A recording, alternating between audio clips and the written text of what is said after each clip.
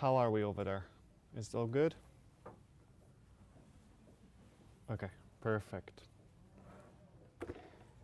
Hello, all of you.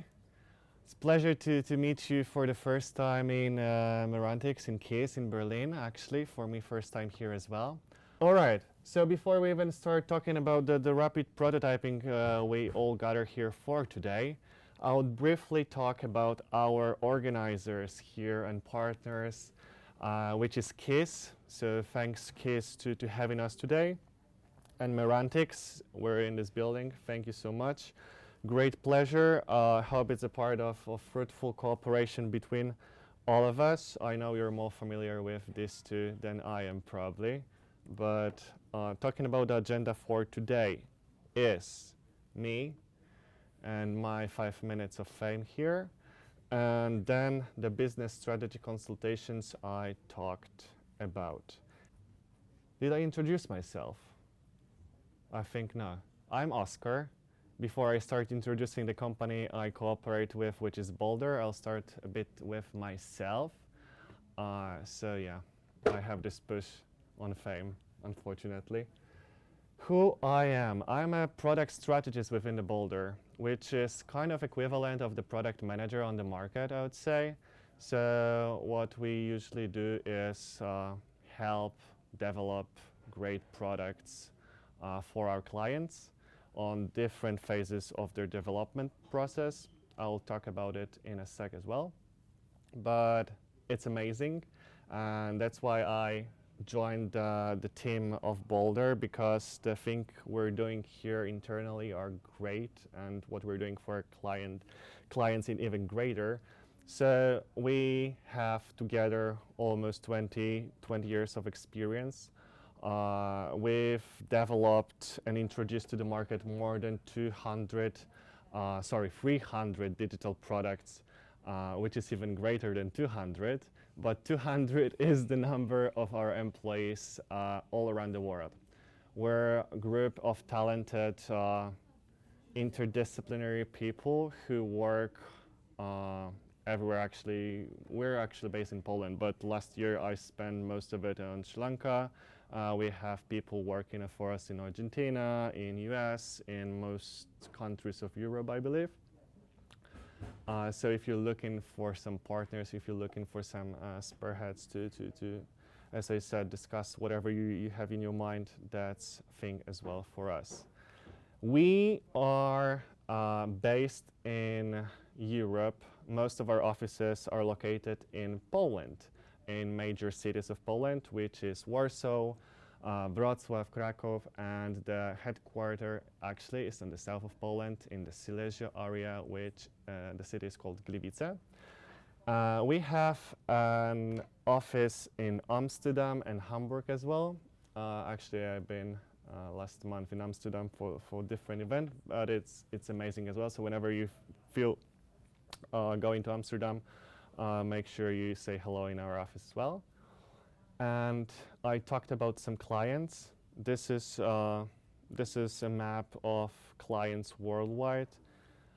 We cooperate with companies from all continents, I believe, right now, which is both Americas, Europe, Africa. We did some projects for radio, Australia.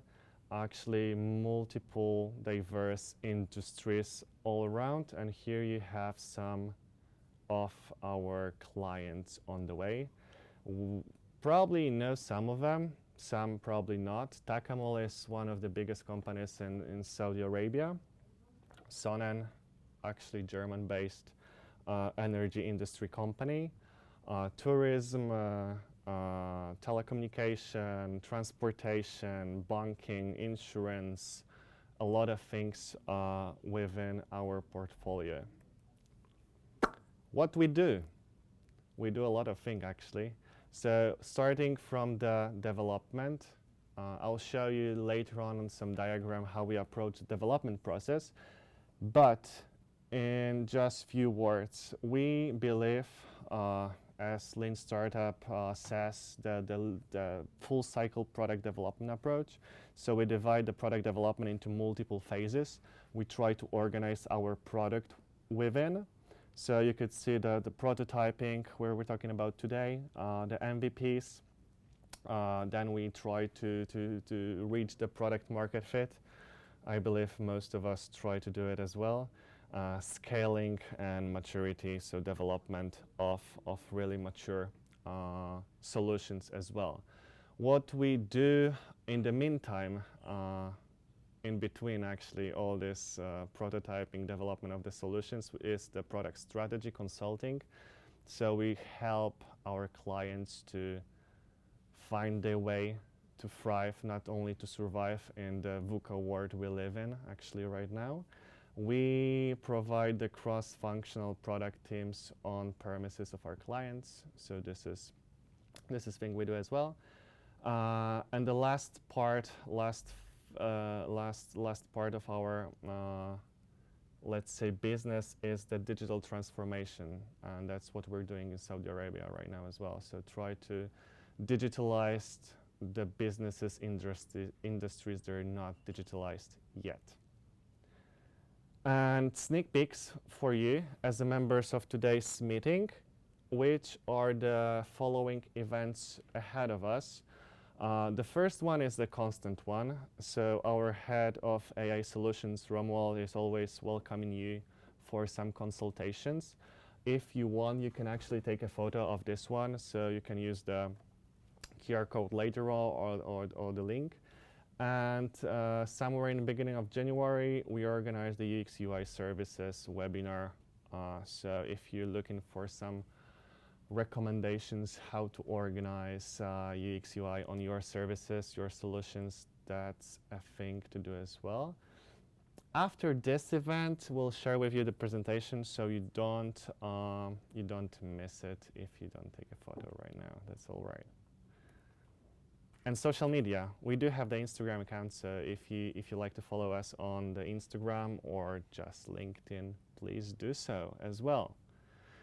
All right, this is it. This is something that everybody wanted me to talk before I start my part, so sorry if it was just a bit hectic. But what I like to focus today on is actually the prototyping and how you can prototype, go through your ideas to thrive. Again, not just only survive.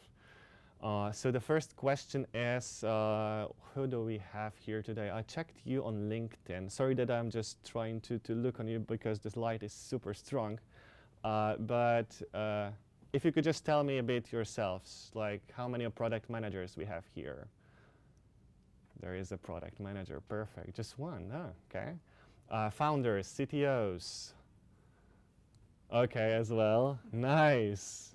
So yeah, I always love to talk to you, and I'd just like to remember one thing, that me here today talking to you just for another 30 minutes probably, it's not the thing we've gathered here for today. It's not the amazing breakfast we had so far, but it's you and you only. It's not even Michael with his knowledge and experience in terms of delivering different solutions to the market. But as we discussed with Marco a bit earlier, your perspective, your point of view, your angle is something that can help trigger new ideas, new solutions, new approaches for things you're working on right now, right? So just please take your time to talk to everybody if you want. So if you don't, that's 100% okay. But that's what I value the most from these meetings, which is the networking sessions, getting to know each other, sticking together because we're doing similar things. I know that the ideas are different, but most of the times we can partner, we can take advantage of each other. So if you just talk to a bunch of you, I believe it's going to be extremely beneficial. But today's topic, which is scale your AI solutions faster with the rapid prototyping, what do you expect? This is something I really like to ask on the very beginning, so to manage your expectations and check how it's gonna be in the end, if you're gonna exit this meeting with smiles or not really. So, any expectations? This is a brainstorm session, whatever you like to say. please do so. I just need to warm up a bit. I know, it's hard. What would you like to learn today? Why are you here? Okay, I'm just gonna pick one person and look directly into eye. Yes, Leon, thank you. Some concrete tips on how to actually do what you are promising there. So Perfect, yeah, you're gonna find some tips. Amazing. Anything else? So hands-on experience, what I assume. Like, you would like to know how to do it. Yeah. Here it's also a validation of how we try to do rapid prototyping. Yeah. For me, I've heard of it. I did it. Do you suggest the same things that I All right. Awesome. Yeah, rapid prototyping it's a buzzword, but yeah, we'll talk about it as well. Anything else? I just go ahead. To be honest, I'm just here to get as much insight as possible because we're freshly new starters. All right. So just give me anything you have. Okay, perfect. I love this crowd, easy crowd. Anything more demanding? Okay. So the first question after a brief warm-up is product managers, but you can put whatever you want. You can put founder, you can put CPO, CTO, CEO. Instead of it, what do you think, what's our main goal, main objective? Finding product market fit. Yes, I can agree with you. Depends on like what you're looking for and what stage of your product currently is, right, Ed? But 100%. Maybe a connection between like design and dev team. Maybe trying to Establishing the bond between different company departments. Exactly. If you're a startup, it's way easier, right? You probably don't have separate departments for designs, but yeah, it happens all the time that we work in the siloed environment and cannot communicate properly with each other. So, yeah, okay. So, them all on the like on milestones and roadmap. all right, okay. Yeah, so just establishing the goal of the product so everybody knows what they're doing on their, let's say, experience, their skills level. All right, anything else? I heard to earn money and probably, yeah, to pitch for the money because most of you are startups, so 100% I agree. We're here not just creating charity organizations, or maybe some of you, that you do non-profit things, but yeah, from my perspective, it all connects to the same thing, which is the meeting your customers' needs, meeting your clients' needs, so they want to buy it and to pay you for the value you provide to them, right? So just to establish a common ground, and the prototype is something that can easily either explore and validate your ideas in a very concise, brief way, so you can actually meet their expectations a bit faster than your competitors, the rest of the market, right? That's what we're looking all for. And I like this slide because it always draws some attention of you.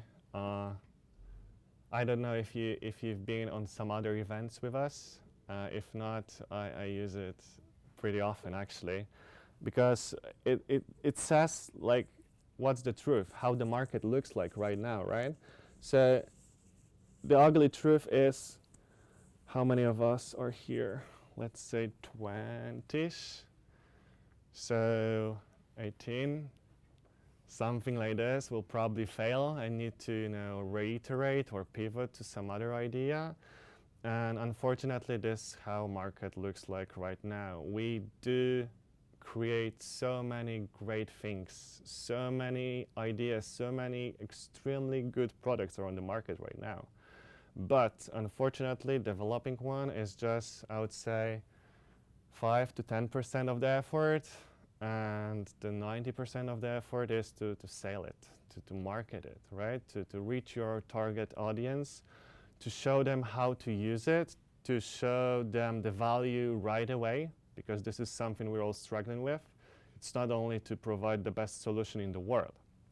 You need to show your customer the value as soon as possible after they use it, because otherwise, as I said, the competition is super vast. They want to just take over, and if they actually achieve to reach your customers first, you're probably screwed, because their loyalty and they're trying to stay with the solutions they like. It's like what we do actually. If you're, let's say, lean in whatever life area it is, like for me, if I don't like the app very first seconds, I just delete it and never go back probably. So it is what it is, and we need to all get familiar with how the environment looks like, so to be prepared. And this is just a prolonging introduction to the prototyping, but I think we need to all understand that this is something we all fighting with every day, right? So yes, we fail, we learn, fortunately, hopefully, and then pivot or try to serve our clients the better solution, better value, to be faster discovered. Any questions so far? I know you're pretty familiar with all the statistics. It's on pretty much very every pitch to the investors, and they share with you as well. So if you already experienced some of things like this, they'll show you, you fail, you fail, you fail. And yeah, that's how it works. The big four, how I like to call them, are the biggest risks we try to mitigate with, for example, prototypes as well, right? I put an emphasis on two of them, which is desirability and viability. This is something we most of the times check with our prototypes. So we want to verify if the solution we propose is actually desirable and viable for customers, right? Feasibility, this is something you need to think a bit earlier, a bit later, depends on the process, depends on how do you structure the process. But this is something your CTOs are working on, how to make it actually happen. Or whenever you have a solution, how to make it scalable, right? But I'll talk a bit on it as well in a couple of slides further. And usability, this is something which is pretty essential, and I think we all know how it goes. So how to show the value, how to activate the user, how to activate the customer as soon as possible after they see your solution for the first time. All right. Then POC, so the proof of concept, right? The prototype. I just want us to know that this is just a tool. It's nothing else. We can use it on whatever stage of development process we're at. Maybe some of you, if you could just please tell me where you feel your company is and what stage. We have what? We have prototyping, which is just validating the solution. You don't need to have anything. We have MVP, so let's say the first version of the product. We have the product market fit, as someone said, and the scaling. Could you put yourself on the map somewhere? Which is prototyping. That's amazing, right? Yeah, you need to start with something. Yeah? We are currently building our first MVP. Oh, perfect, nice. I would like to hear about it later. Yeah, we're also kind of like in the middle between a prototype and MVP. So we have some software stack already that we want to use also for validation. All right. We're not really there yet. I got you. That's all right. Same here. So Somewhere around MVP. yeah, Okay. just before. You guys? Prototyping. All right. Okay, cool. Nice. I thought it's going to be more about scaling solutions and using prototypes to scale up, but that's cool. Actually, that's perfect in terms of the topic of today's session. And how do you feel about it? Is it nice? Is it horrible? It's like, how? It's a fun part. Is it? Okay. But you have a very narrow window where you can work, and you need to analyze factibility to, for example, if you're making a predictive model, Uh-huh. to have a good accuracy that it's the value of your product, and to have some prototype that is taking care of the usability, that it's intuitive for the final users to see a value in there. Yeah. And you are between these two worlds, and it's kind of It's pretty hard, right?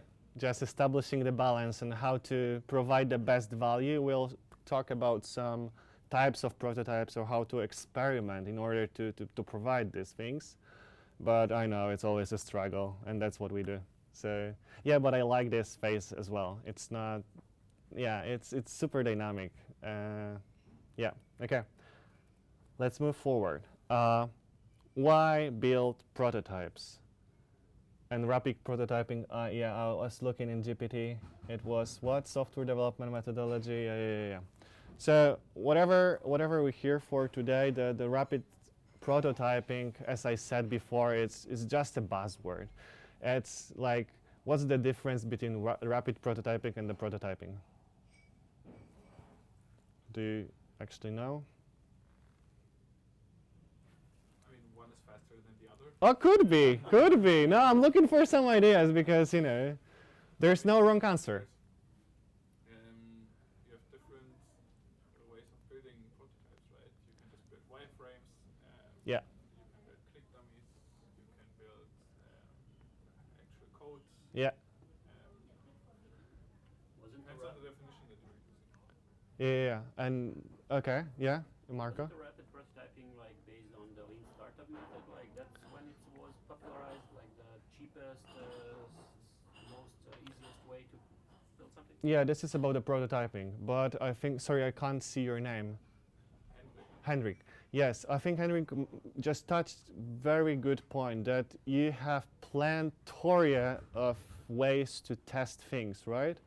But the thing is to pick the one which is the most effective, most impactful, and probably the most cost efficient in the right timing at where your company is, right? So this is something I would like to focus on in terms of the thinking about the rapid prototyping. So just selecting the right technique, selecting the right tool in terms of the verification of your ideas or exploring new ideas, because the prototyping is not only to validate something. It could be something that I think it's amazing to show people and I have no idea if it's going to work or not, so I just test it and explore possibilities. It could be a great foundation to pivot, right? So we just want to iterate as fast as we can, so to be faster, as Henrik mentioned. And this is the first point, right? So to move faster than your competition, to incorporate the feedback as fast as we can as well, so we can actually make some difference and be more adjusted to their needs. Of course, to minimize the cost and the resource in general effectiveness, and to mitigate the risks I talked a second ago, right? So we want to mitigate the risks we need to overcome in order to establish the product market fit, or in general to set a seat of our company on the market. And to do so, because it's pretty straightforward, there are several techniques to do prototyping correctly, I would say, in terms of the framework. But these are like 6 points I'd like to think in general, and we're just going to describe one by one throughout the whole presentation, right? So the first one is strategy. You need to know where you're at to know where you're going, right? So first of all, you need to think, okay, I'm right now here. If I have money, or you need to, ask investors to put some money on my project. If I do have money, I can create prototype, validate my first idea. If not, what else do I need to do, right? So I need to think about, on the level of strategy, what's supposed to be done in what step. Just a brief pilot view strategy is good enough for now, but we need to know where we're going in order to get there, right? If we start doing the prototypes on everything and everywhere, and we don't know if it's gonna actually work or not. I mean, this is the probably prototyping word, that we don't know actually how it's gonna work and what's gonna stick to the market. But we need to know which direction or at least have some beacon to follow, right? The second one, and it's a crucial one, and I believe it's overstepped a lot of times, that we do not know our users. We do not actually know who are we selling to, what are their interests, what are platforms they crawling, what podcasts they listen to. We focus on some things like how our solution is going to change the world globally, and of course the whole world is our market, and I hear it all the time. But to segmenting your audience, to create your target audience, target persona, and establishing really clear and direct way of communication is the key here. Then we create assumptions and experiments, which I'll show you a technique that it's going to be easy and structurized way. And the fourth one, yeah, we usually, because we're human beings, we try to test, and we test things that we like and not test things that the market needs or our customers needs, right? So we feel super excited about a new feature that we're going to implement to our solution, and we go for it, we test it, and it's not something that our customers want, which actually is a waste of money, time, material, whatever, right? So we need to establish some kind of prioritization in terms of the testing prototypes at first. Collecting necessary feedback, this is pretty self-explanatory, and make sure that you work on the results. Again, I know a lot of companies that do prototypes and again and again, and usually the same prototype or just a tweak on it, and they never kill it. I don't know how people love their own ideas, and okay, we're people again, so we love what we say, we love what we do, but sometimes whenever it doesn't work, it just doesn't work, and you need to pivot, you need to change something, right? So this is something I would like you to focus on.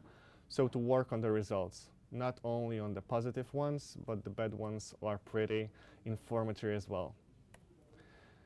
Persona. So now strategy. I don't want to stick to the strategy because this is something we need to discuss into more details based on your, let's say, level of the product development process. You all said you're probably around prototype MVP, so you all want to reach the product market fit, as Henrik said. But if we say that we have an idea of what we want to do and how we want to get there, right? So we know that we need to prototype, we know that we need to validate our ideas, and we need to establish who are we talking to. Probably before you even start the product, you already know who you're building your product for, but sometimes it changes, right? So there was a story about the Uber that they wanted to, create the transportation services for individuals, like we have already now. But one of investor from the very beginning said it's not going to be only transportation of human beings. It could be food, it could be packages, and if you can see the whole world behind your previous version, previous idea, that's amazing how it opens up. And sometimes whenever you don't pivot, whenever you don't tweak on your first assumptions, you're not going to get anywhere, right? Because your competitors, go too fast and you can't reach the point. You have technical debt you can't pay. So you start with strategy, as I said, and creating persona. Do you guys know this meme on the Dan, Prince Charles, and you do? Okay, so please tell us. Well, the question is, I think they both have the same age. Yeah. Both multimillionaires. Yeah. And the basic thing, I'm just showing this one, because we don't want to establish the persona based on the demographics, right? So as Henrik mentioned, both of these gentlemen are living in castles. Both of them, they probably married twice, I think, yes. Both they're super rich. But if you want to aim your product for this too, you probably use totally separate communication, right? So this one is gonna be distinguished, Ozzy is gonna be more rock and roll vibe, I don't know, but it's something we need to take in mind, that we don't want to create our personas based on demographics, where they live, what they do. We want to be based on their problems, the issues they're struggling with, and we want to be based on their actual behavior. And here you have two tools. I'd like to show you actually one of them, the Sparktoro. Have you heard about it or not really? Okay. So quick break.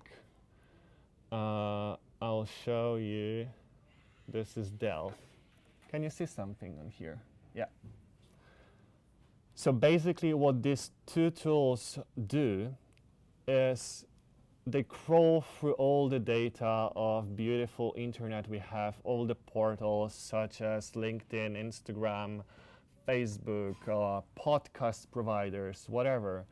And they get you the persona based on, for example, here I put Boldare as our company. It's a competitor persona, right? So I put Boldare.com as the URL that we're looking for. And the Delve.ai, this is a free version, unfortunately, so I can't show you all the bells and whistles around here. But it shows you what technologies the persona is fluent in, what content types they read or watch or consume in general, what business interests they have. And you can create personas based on competition, you can create personas based on social media profiles. So this is like, for example, for Nikon, right? So if I take one, you have a brief description of it, and as well, what are social networks they're on, what brands they like, what the hashtags they use. This is something I 100% recommend just to crawl through your target audience. But the other one, this is Delve.ai, so I thought the AI part is gonna be more interesting for you. But actually the one I use the most is this one, the Sparktoro. And let's do some testing here. So for example, this is a cool tool actually, because whenever you put a hashtag or whenever you put the, let's say, area of interest of the persona you think that your customers are interested in, you can really clearly check what are they interested in and how to reach them, because this is something very crucial part of actually doing prototypes, because I know that we have persona that likes this, and that, and have problems in this, and that, and how to reach that, what they're actually looking for, where to advertise our solution to be reachable by them as well, right? So let's say my audience frequently talks about the AI, because we're here. Sorry, it's about visits the website, talks about this one. So as you can see here, you have different search opportunities. Am I connected? I am. Let's try one more time. Ah, bummer. Why? I always do them because you can't predict the future, right? It's not a demo. But it still said to visit the website. Sorry? It still says to my audience frequently visits the website. Ah, that's why. Sorry. Cookies. Artificial demo. Sorry, I biased you. You see how big influence you have on me already? All right, so what do we have here? This is overview. So we can say that most of to have the words artificial intelligence in bios are the consultants, because they, of course, trying to show off. Somebody from the Microsoft, because there was huge change recently, right? Week ago. I think now it's all on the, yeah. Yeah, that's what I'm saying. IBM, maybe some changes. Portugal, I have no idea why. Data scientist, whatever. The hashtags they use, the frequently used phrases, and then whenever you go down, you have a lot of things to crawl through. what kind of podcasts they listen to, what kind of press they're reading, what kind of YouTube channels they're subscribed in. So this is extremely insightful tool just to look on what actually the product you're creating for. 100% recommend. Going back. I do have some notes here, but I'm skipping all of it, sorry. Okay, so just think that you already have your persona, right? So you know what, for who you're actually building your solution for. This is something where we start moving to the hypothesis experiment part. So we want to establish the success criteria, right? We want to create some idea that we want to validate. And this is the test card from the strategizer, as you could see. I think it's very helpful to do it in the organized way. If you don't want to use this one, use whatever. But it just shows the 4 steps I really try to follow every time I create hypothesis, which is the statement, the idea statement, which is we believe that our solution is going to change the world, whatever.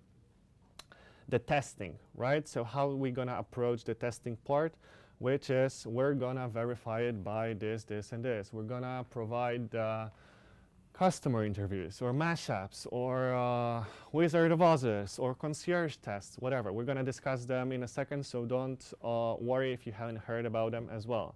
And to measure, we're going to use this type of metrics. And criteria, this is very, very valid point. As I said, sometimes we do not set the success criteria, so we don't know actually where we reach the point of success or the failure, which is very confusing in terms of the prototyping, because if we don't establish those, we do not know when to pivot, where to pivot, etc. So these 4 steps I would like you to focus on. And on the left-hand side, you have the hypothesis of a company, and this is the question for you. I loved it because my colleague Katerina actually used it in one presentation, so I just copy-pasted it. But try to figure out what the company is. Where was it established? For which company? Airbnb. Good one. Yeah, easy. Okay. Airbnb. San Francisco. So many years ago. But yeah, as I said, if they haven't tried it on the conference that was back in time, there would be no Airbnb, right? Because there was no actually a problem or challenge to overcome. Then I already showed you that we need some kind of visualization, evaluation of our assumptions. And this is approach I suggest, which is very basic. Because your assumptions on the left side, again, you have all the sources, I would call, from your ideas, your hypothesis can come from, right? So assumption mapping, value proposition canvas whenever you talk to your customers, or whenever you try to establish what are the gains, what are the pains, and try to overcome them. Lean canvases from your businesses as well, the business model canvases, customer journey if you have already or not. But the important thing is to always start with the assumptions you actually map here, and they're most important, and you don't have evidence that they're true, right? So you start with the riskiest ones, always. And any questions? Okay, pretty clear, right? So first you need the persona, second you need to create a bunch of assumptions, third you need to prioritize them so to know where to start. And we have, of course, different evidences based on what we're trying to achieve, right? Because whenever we talk about the customer interviews, where do you put it? You put it as weak evidence or the stronger evidence? Customer interviews. So you meet up, you perform IDIs, in-depth interviews. Do you think it's weak All right. Okay. So it's opinion based, 100%. What else? Why do you think it's weak? Doesn't need to be necessarily representative of the rest. That's the thing. Oh, yeah. The guy or yeah, you're talking to doesn't need to be a representative of the audience, target audience. But let's say you stick to the target audience. That's why we try to establish the persona before, so you know who you're talking to, right? Henrik. I would argue it depends on how you ask the questions that you want information for. All right. Do you know any tips or tricks how to ask the questions? So it's always more helpful to ask what people did in the past than asking about what they would do in the future, because people are just inherently bad at predicting Yes. what they like or Yes. what they don't like, but they are very good at understanding where they had problems in the past. 100%. Always talk about what they did, not what they think they would do, right? So this is a huge thing. Have you heard about the MAM test book? Have you read about it? Have you read it? Parts of it. Okay, yeah, it's a pretty cool book actually. I can recommend if you conducting such interviews. Why it's called the mom test? Because your mom or your family are the people who actually take care about you, right? They want you to succeed. And the author says, if this book helps you to gather the valid information for your mom, that means that this technique works, right? So that's what I'm saying. Like the mom test is because they're trying to hack how to even interview your family so the data you collect is valid. And it's a very good one. How do you feel about the MVPs? You're building MVPs. Where do you put it? Weak or strong? If people pay for it, strong. If people don't pay for it, then I mean, generally strong. Yeah. Yeah, because you just show something, they use it, they share their feedback. Still, in terms of how do you conduct it, right? If it's organized lab testing, it's probably gonna be weaker evidence than the real life testing, right? But 100%, it's way stronger than the customer interviewers. Any other ideas of testing or prototyping techniques? Maybe you've used something you'd like to share your experience? Henrik. I would say in general, the strongest evidence is if people actually pay you something for what you were building. Yeah, like doing the pre-sale, whatever offering, right? If they buy it, you're home, right? What about pilot tests where you actually have people lined up and waiting or even working with you on the pilot test, whether or not it's paid or unpaid? Because on one side you actually need people to learn and iterate. The other side, some people maybe don't want to pay you for a pilot test because it's a pilot test. Right, 100%. So whenever there is an interaction and just show of an interest, like you said, waiting list, enrollment, right? It's not that strong as someone would buy something from you, but still way stronger than the interview, right? So there's always comparison, and the context is very, very essential whenever we differentiate different techniques, different methods.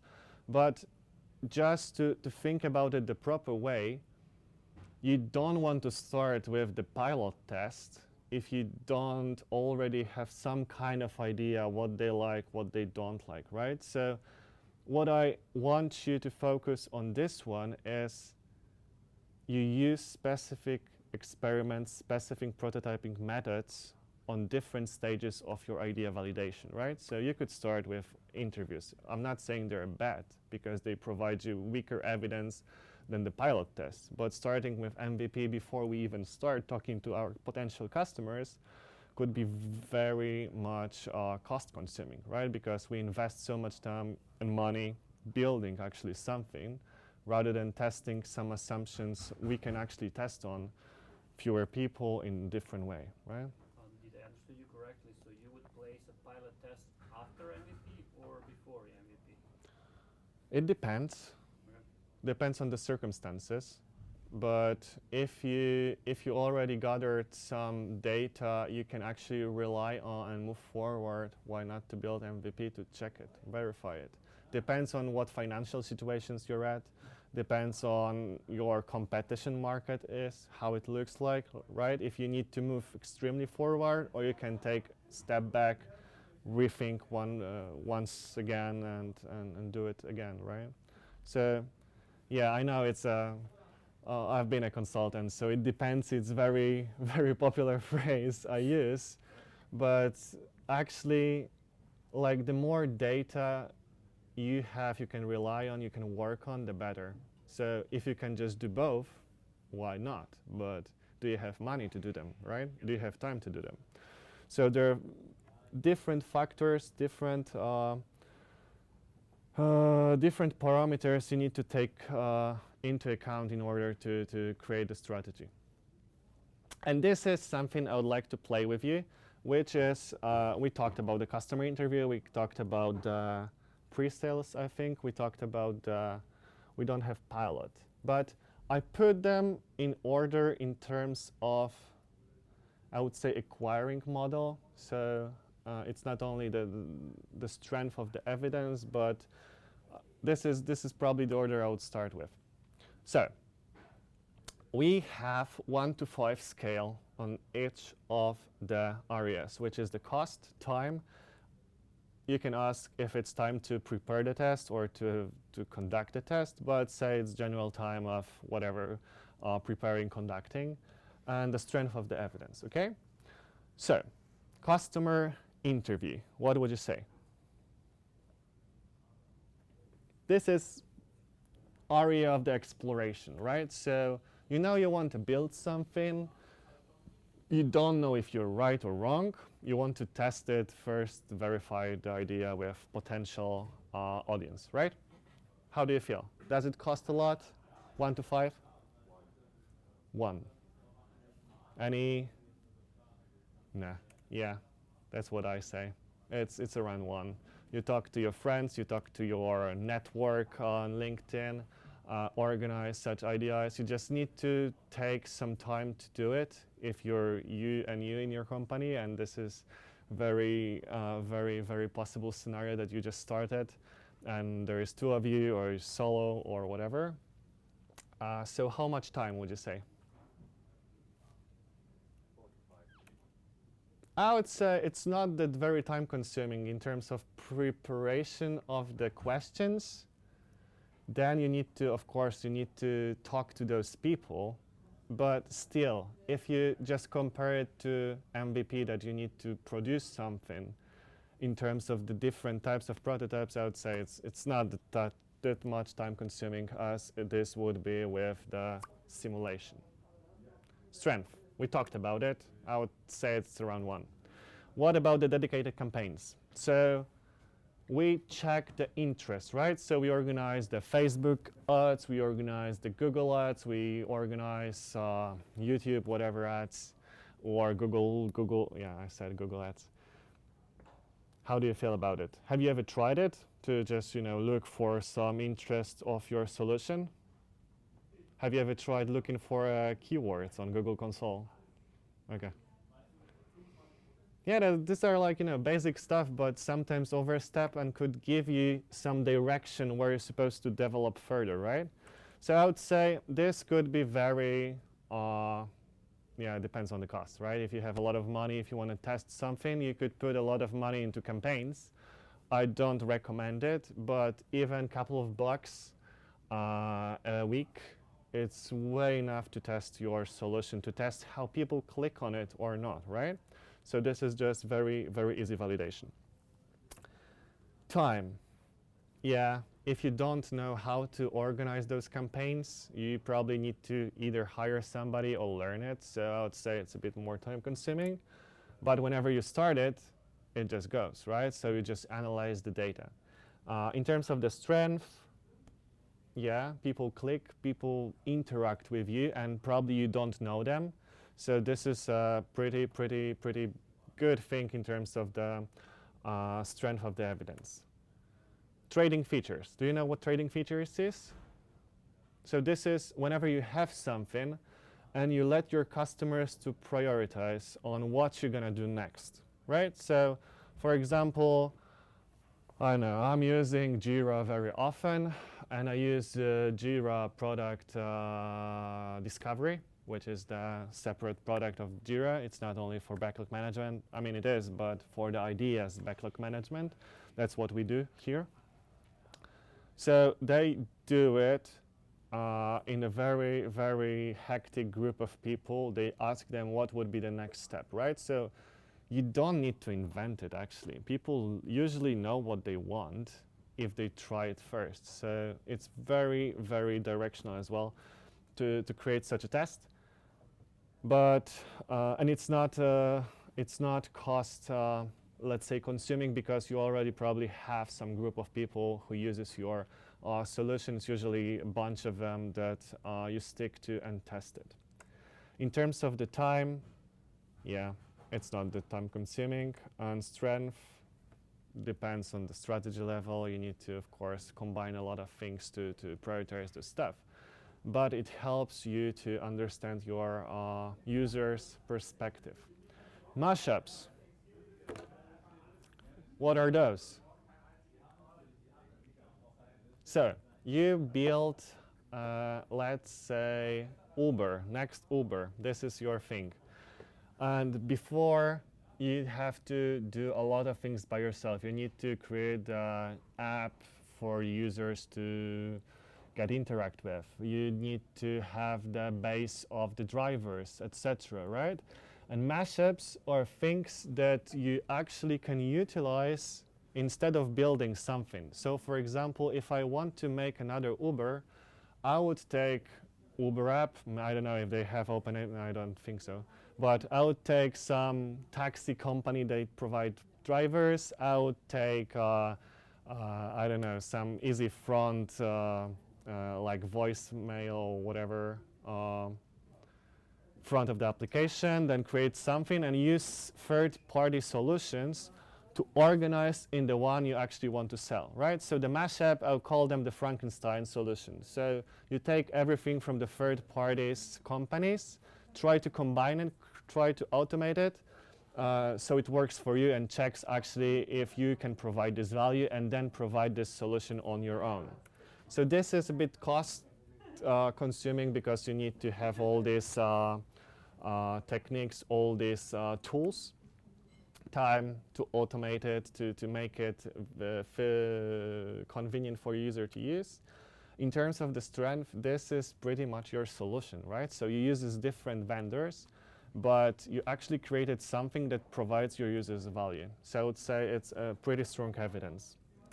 Pre-sales, we talked about it, right? We can organize it, we can then check if actually our solution is valid on the market, if our users want to buy it, if they want to invest in it.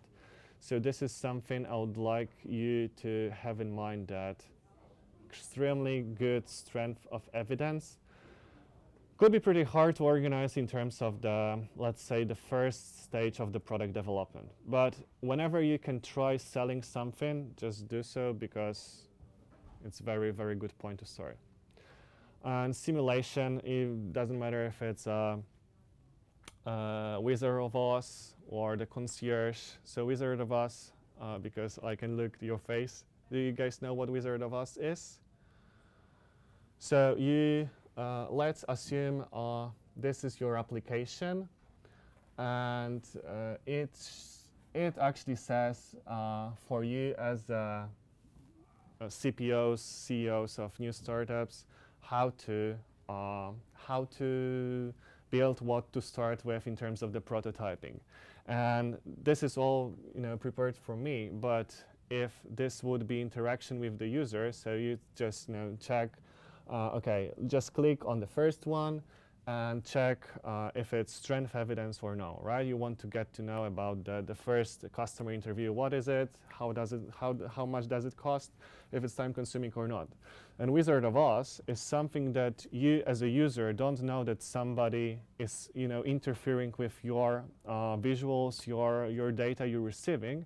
So for example, I would sit here in the back and then put 3 dots for you, or 4 dots for you, just to show you the strength of time or cost, whatever. So paraphrasing it, because I think it was very complicated the way I actually explain it. The Wizard of Oz is whenever the user is not aware that behind the stage there is someone that sends the data, sends the value for them, right? Concierge is the opposite. So concierge tests, they're actually the real people talking to you, providing the value manually, not in an automatic way. So for example, I know one. This was about the creating individualized diet recipes, and there was a chef that wanted to have this startup, right? So basically what he started doing is to make an appointment with the customers. They started to walk on the shopping with them, looking what they're buying, trying to make recipes out of it, and then based on the feedback, based on the research he made, he could organize it in the AI solution, actually this was, to do it by itself, right? So he was the, let's say, the data collector in person. So as well, simulation, very, very strong evidence, because the user doesn't know that there's somebody else in behind manipulating the data or providing the value, but they think they actually interact with the real app, right? So I recently created an AI solution for the WhatsApp. This was just an update status of what's going on particular platform, doesn't matter. But what we did at first, just to try to collect how the user is gonna interact with the platform, right? What they're asking for, what they're looking for on it, because the platform was very complicated. We didn't know what to start with, right? We could just mirror all the functionalities from the platform, but this was not the case to provide the users the value the fastest as possible. So what we did, we just created, we're moving to WhatsApp now. You can check whatever you want on WhatsApp instead of logging into your platform every time. But what we did actually to collect all the value, it was our private number. So the users were thinking that they're interacting with the AI solution, but in the backstage there was actually someone who were replying to all the messages, right? So this is something you usually don't think about like very often, but can give you extremely good results, and then to feed your ML engine, whatever, on data you need to know, right? To provide the best user experience ever. Let's move forward. Do you guys know Usability Hub? Another tool, very good. It's actually rebranded at Lyssna. Lyssna, I checked in Swedish, is to listen. So, another, I hope, better demo than the last one. But, give me a second, Lyssna. Can you see it? Yeah. So, Lyssna used to be the usability hub. It's extremely powerful tool where you can. I did some tests on one of you actually. Signatrix, do we have anybody from Signatrix today? No, that's all right. So, whenever you enter the Lyssna usability hub, whatever, you can find it both ways. You can here add the name of your test, do it language, whatever you speak or whatever your audience is speaking to. You can prioritize and group it into multiple projects. And you have very, very good area of testing opportunities from prototyping tests. So whenever you have, I know, some nice clickable designs in Figma, you can put it here, show users how to do it. There are some bunch of instructions, then ask some questions. I can show you in a second, and then check how they interact with it. The good thing about it is that you can actually hire the group of Lyssna users, so they have their own database of users, right? You can just pick age, interests, whatever your target audience is defined by, and then start this test. You don't need to communicate with anybody. They introduced several weeks ago the new feature with the IDIs, the interviews, so you can actually interview whatever people in the world trying to test your solution, which actually strengthens the evidence of the IDIs, right? Because this is not somebody who's, you know, next of kin or closest community. This is totally random based on some particular features. So prototyping test, first clicks, questions, preferences. What I really like in terms of, for example, websites or landing pages is the 5-second test. And this is something I created here. So what I did, 5-second test is the test that shows the picture of whatever to your customer for 5 seconds. And then you can create list of questions. What was, I know, the picture about, what you're actually looking for, what you want to test. What I did here was doing the screenshot of the Signatrix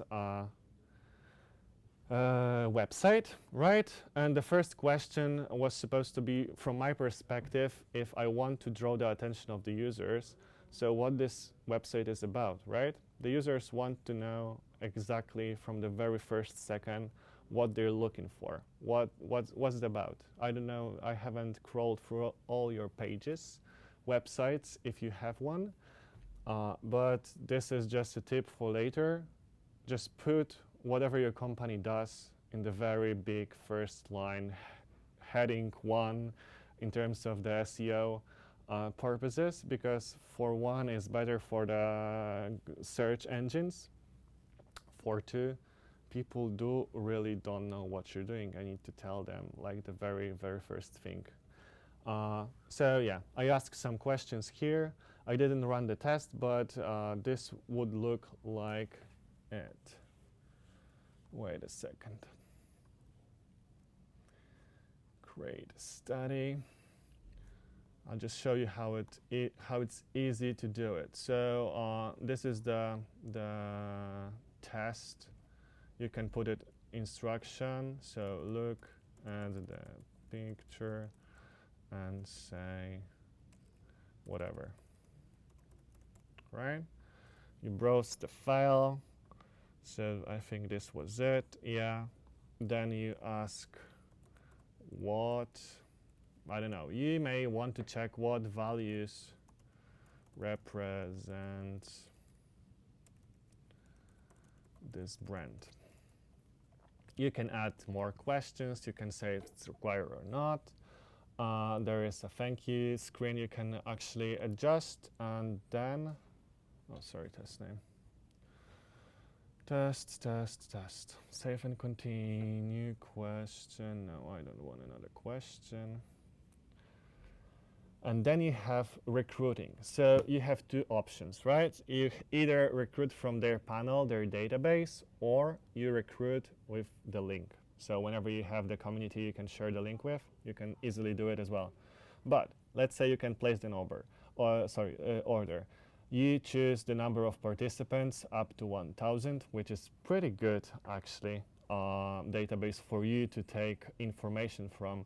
And as I said, you pick the country, you pick the age, gender, whatever, education level, ethnicity, team size if it's a B2B, financial products they use, own, whatever. So there are different factors you can choose from and easily test your solutions.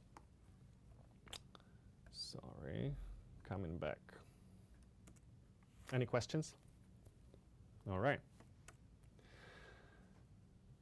And this is something you probably all know about, which is the design sprint.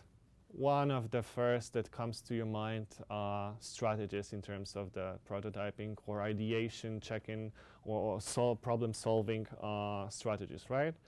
Have you tried design sprints? 5 days, focus on the problem, challenge to overcome. Yeah, Okay, Lucid did. Never exactly 5 days. No, I did before Robin Lucid, but it's yeah, let's say 3 days or 4 days approach. That's all right. I mean, like, whenever you're doing something, whenever you start something, what I believe personally is the common sense. You don't need to follow, you know, particular framework to gain the best results, right? So whenever you think this is going to work for your solution, for your product, the better, just do it, try it. Like, there is nobody above you probably, because we have founders and owners of startups. So you can do whatever you want. Just make sure you know why you do it, right? But this is, oh man, I'm talking too much. Design sprint, as I said, very, very simple, very straightforward approach in terms of understanding, creating possible ideas to solve the challenge, then prioritizing and deciding, prototyping whatever the prototype is, and validating it. But there is a point whenever we want to scale something, whenever we want to go from, you know, random prototypes we organize in our companies to way organized. I think it's way ahead of you, but it's better to know that something like this exists, and it's very essential to input into your company at some point, which is the continuous discovery process, right? So it's not only for the prototype or MVP stage that you're actually building prototypes, because on every stage of your product development journey, you will need to prototype, you'll need to check, validate your ideas, your solutions. And what I suggest, this is the very famous as well double diamond approach in terms of the discovery. It's very similar, as you could see, to the one in design sprint, right? So first you want to discover. So you talk to people, you collect the data from Google Analytics, whatever tool you have to just collect the data. Discover, so you diverge your opportunities, right? Then you want to define, create hypothesis, so then you again converge to very specific ideas, very specific experiments, assumptions you want to test. Then again, you diverge in ideating, so you create possibilities how to check them, how to validate them, who talk to you to do so, and you're moving to the solution space and you test them. So again, converging in terms of the identification and prototyping and getting the results out of it, right? This is extremely good if you implement it into your processes in the company, right? So whenever you're working on something, what I suggest, it's supposed to be, let's say, 2 streams. So upstream, whenever you work on ideas, whenever you test, validate, whatever, and the downstream, whenever you work on the solution. And there are plenty of tools you can actually incorporate both. So you have the development backlog to work on day-to-day basis, and you have the ideas backlog to work on as well, and how to work on them, what types of prototypes you're gonna implement into this. And the last thing, prototypes examples. This is the things we did at Boldare at some point. Most of them you'll see Figma prototypes, but as I said, this is very straightforward, easy way to actually check something. This was the, let's say, marketplace, whatever the marketplace was about. Super easy to create it by the designer, and you can easily show your customer where's the value, what they can expect, and based on it, you can create, for example, usability tests, right? So if you create the design, if you create the prototype that's super clickable, you don't need actually a developed solution to work on, right? You can easily check everything on the Figma prototype level instead of investing usually a big bunch of money into the development of the particular solution. Sun and charger. This was a nice one. So we were working with the Germany company called Sonnen. This is in the energy industry. They were providing the chargers, in this case, for the household. So whenever you want to charge your Tesla or whatever EV you have, this was a charger with the dedicated application that showed you how long it will take, what's the energy consumption, and then the application could actually be connected to all the sources of the energy at your home. So to create a smart home that, I know, you create by your solar panels X amount of energy and you consume X amount of energy through your refrigerator or whatever, right? So this was all in one solution. But again, this was actually a video how to use it and what it does. It's always a simple one, right? So do not try to overthink it. I remember I was working in bank once, and I was doing just a audit consulting thing over there. But they were so happy. They showed me like, yeah, Oskar, we did amazing prototype recently. And I said, all right, yeah, how long did it take to create it? Because I know bank finance industry, it's horrible whenever you try to work in kind of lean agile way. And they said half a year. I was like, okay, yeah, half a year, it's pretty long, but still for the bank, it's not that long. But when they showed me this was the application, like the mobile banking application, when they showed me like what they produced was actually separate workable solution you could easily sell. It was not a prototype to test something, right? They invested so much money. It was like 6 million lines of code or something. It was like, what the hell you're doing right here, right? It's like, so whenever you're doing the MVP, just make sure you know what's the MVP, right? You don't want to all the bells and whistles in it. You just want to test something. You just want to test if it works and if people want to use it. In Septua, again, the marketplace for the medical equipment. It's not, yeah, this is not a Figma, but pretty similar to the Figma. So you just present the dashboard, what the user can do. They can create whatever. They can create their own, let's say, advertisement for the specific one. Rise. This was KSA again. So Saudi Arabia, a portal for students and job seekers, aligned with the job providers like big companies in Saudi, how to combine them. So this was just kind of LinkedIn for students. They had their dashboard with applications, job views from the recruiters, companies' views, how do you present yourself in terms of your, let's say, competition. You could see the companies, you could see the candidates.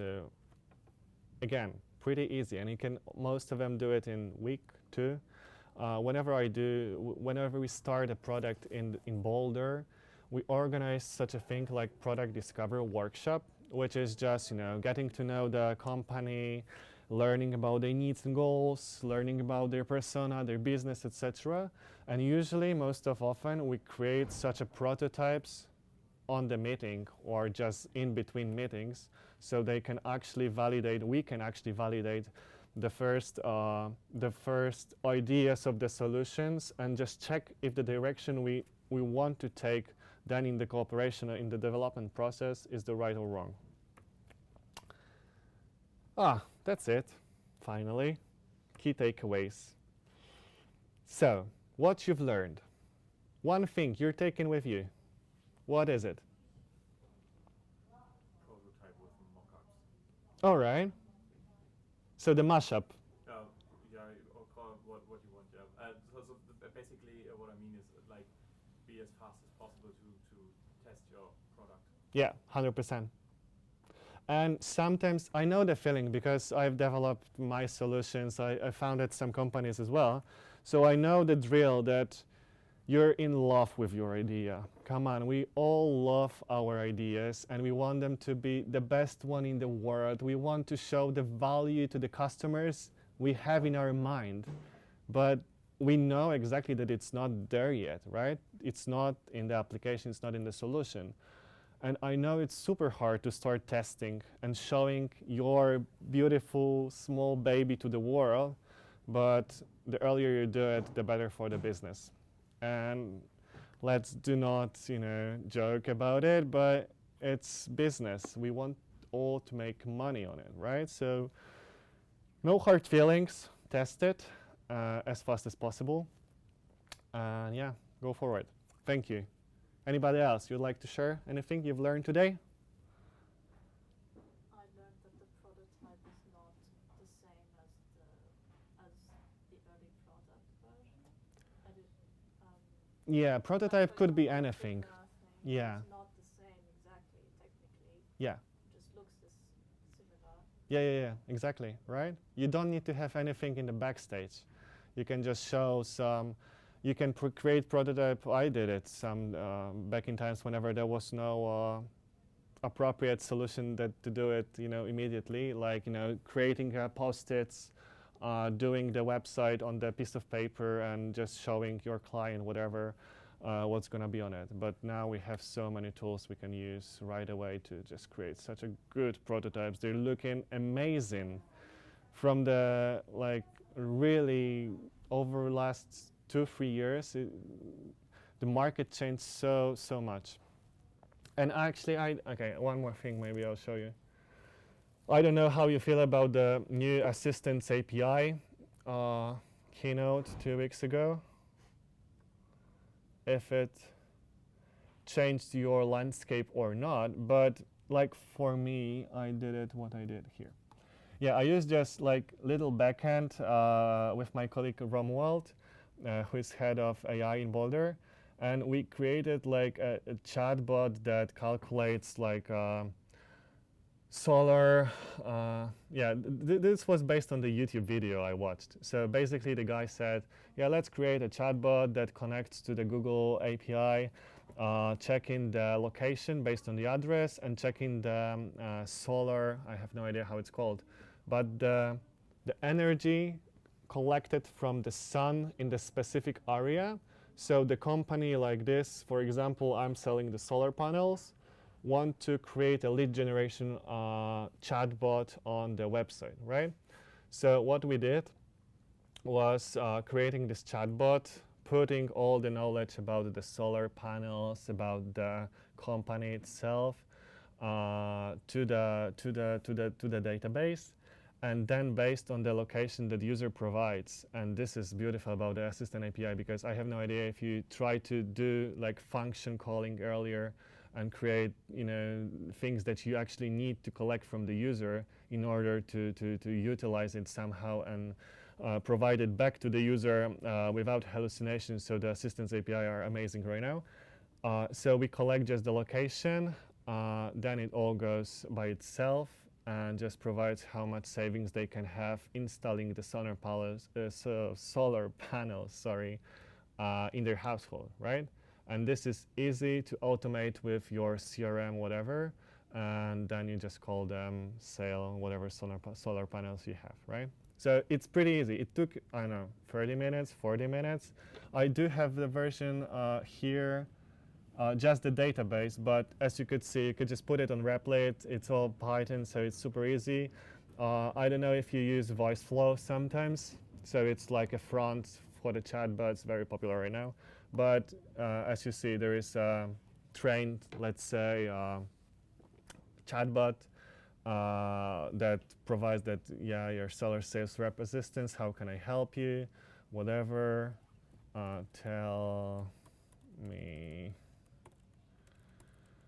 what solar panels are the best. And it's super easy, like literally, whenever you're talking to your customers, whenever you want to do something like this, you can do it live with them. Don't bother to be prepared super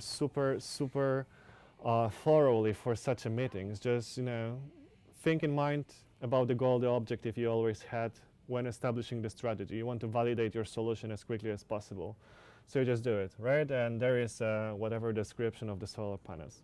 So such a thing, they're available right now. You can test it, check it instantly almost. So do it. And this is something I like to stick with you, that this is nothing like it was even 2 months ago. It's changing constantly from day to day, week to week. And yeah, make sure that you're up to date with all the new solutions. And if not, there are plenty of experts such as Michał, oh my God, I did it so good, which are gonna tell you about what's on the market, what are the updates on the market, and help you establish your own prototypes, your own solutions, your own ideas, and how to validate it. Thank you so much. Pleasure to be with you today. I'll be here around for the rest of the day, so if you want to talk to me, let's do so. I would love to hear about your ideas, your companies, your MVPs. Maybe I could share some experience of mine as well, not only Michał. And yeah, there is food, water, whatever. We don't have beer, unfortunately, today, but that's all right. We can do it afterwards. Thank you.